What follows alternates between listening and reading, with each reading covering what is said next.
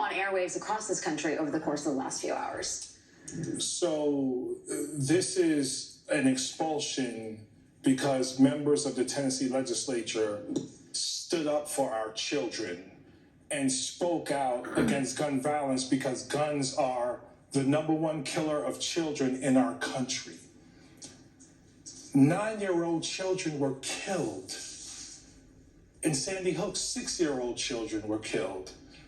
Imagine going to the funeral and looking at the size of a 9-year-old casket or a 6-year-old. He doesn't care about kids killed by illegal aliens. Thank God for these Tennessee legislators for speaking up and pushing back against what's happening. Illegal in Tennessee, aliens kill kids in but it's America also every happening around single the country. day. Republicans are sacrificing the lives of our children in protection of the Second Amendment. If we can't protect our children, we don't have a democracy. You don't care about Our kids. democracy is broken, it's rotten, it's sickened, it's cancerous if we allow children to be killed. That's what's happening, and I'm glad to see the pushback. They were expelled, but their expulsion is going to lead to the continued organizing and grassroots movement that's happening in Tennessee and across the country. Young people aren't standing for this.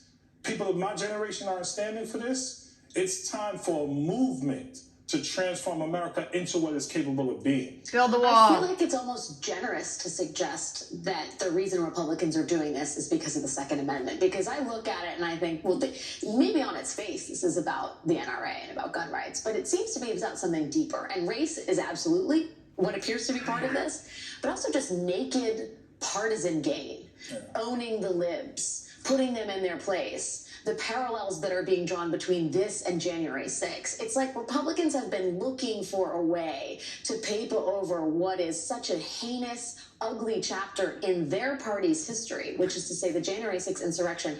They're Your trying party. to draw a parallel with what's Party happening of here slavery. to make themselves look less poisonous, less ugly. Yeah. And let's just first unpack the racial Pure piece propaganda. of it, because it is 2 lawmakers of color who are ejected from the legislature and a white woman who is left in. I think the answer may be obvious, but how do you read that? Racism. Of course, racism. Simply put, with another layer of the racial piece to this, as long as black and brown people are disproportionately killed by guns in our country, Killed by guns in Republicans blue are okay cities with and things as states. they are. This is a Republican Party Run by this is Democrats a sick for ideology decades. passed down from generation to generation.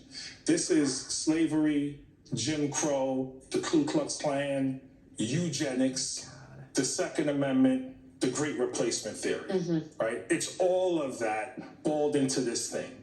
So guns are the #1 killer of children. Also, disproportionately, black and brown people are killed by guns in comparison.